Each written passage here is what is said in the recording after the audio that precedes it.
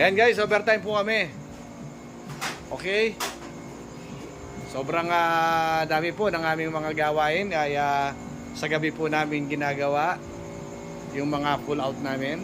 Sa araw po ay nag-home service po kami guys. Ayan. At nag-install po kami. Ayan, nakaubad si Pop Mix. Ayan, okay.